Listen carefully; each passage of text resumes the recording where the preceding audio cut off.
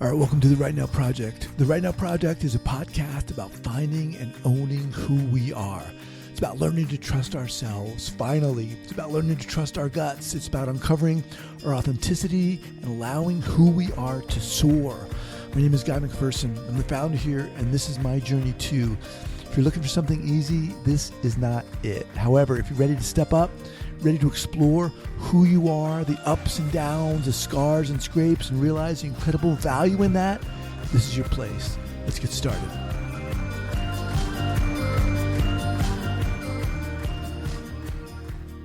I think I'm doing pretty good. Sometimes. Other times,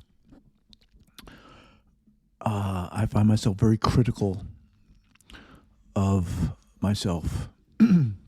This past couple of weeks, I've had this image of all the different quote-unquote healing options that are out there kind of lined up in front of me like an obstacle course.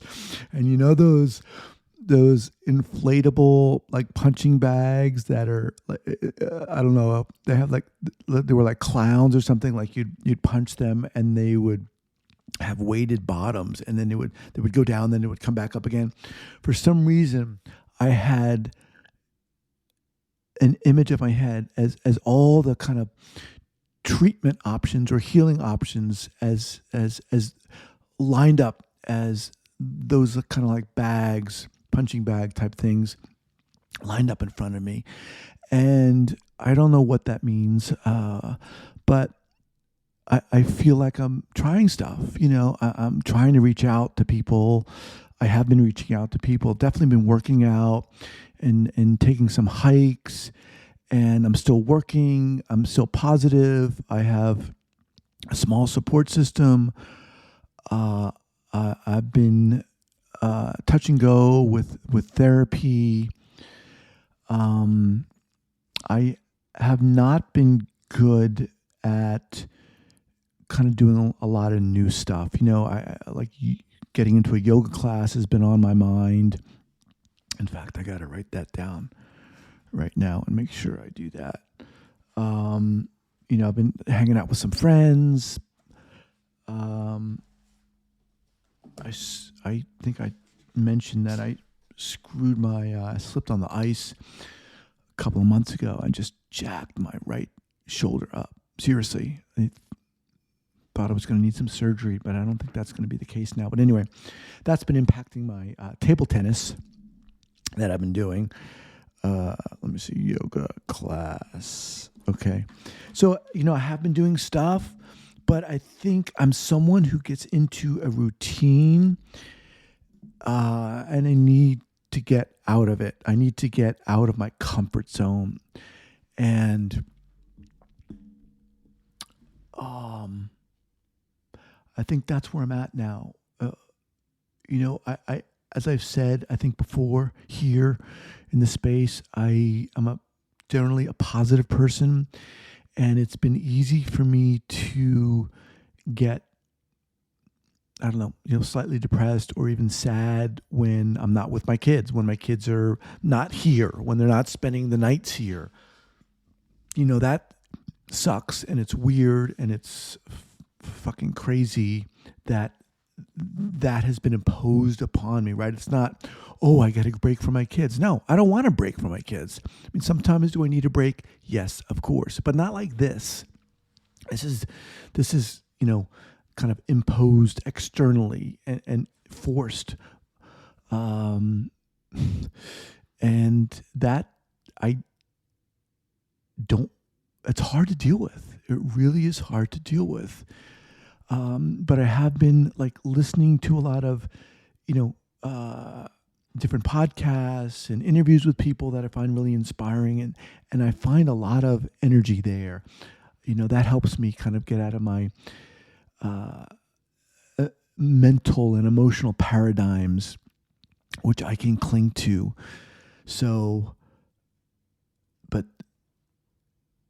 the area that I haven't really paid too much attention to is what the fuck happened?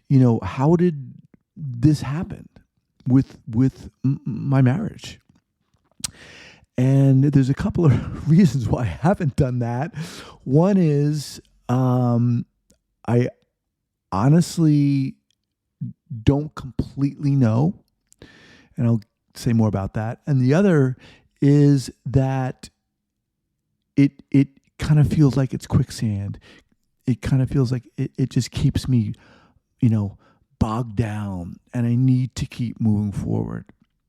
So let me say a little bit more about that. I mean, in part, I do know that my ex-wife and I were having some issues revolving around communication. We were 2 kids, a dog, a house, both working, that we fell prey to that. But it wasn't inflammatory. It wasn't like red flags were popping up all over the place. It seemed stealthy and slow moving. And yet, we spent a year planning this move from California to Oregon. And then, we'd been here, a year and a half, and then all this happens. And again, this is not a place where I have any intention of, speaking negatively of my ex, but I do want to share some of the process. I said to her, why did we spend a year planning this? And then and she said, well, I wasn't unhappy then. But yet when she did say what was going on, she said, I'd been unhappy for a long time.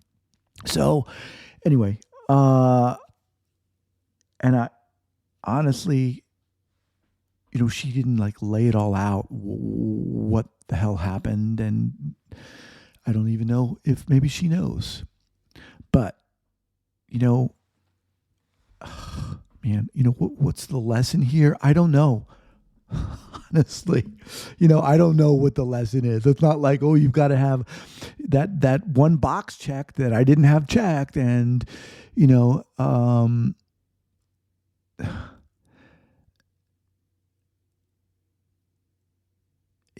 things move, things change, right? And we have to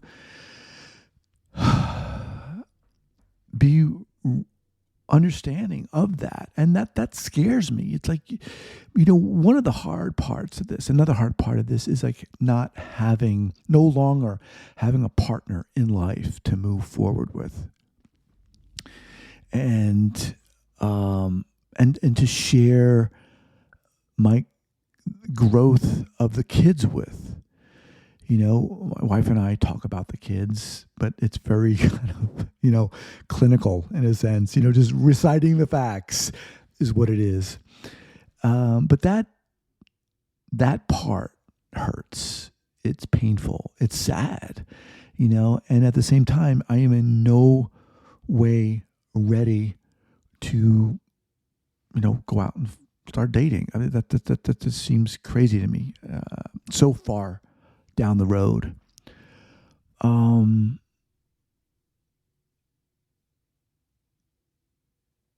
I'm trying to move forward. I'm just trying to keep one step in front of the other, keep moving, keep active, keep positive, and that's it.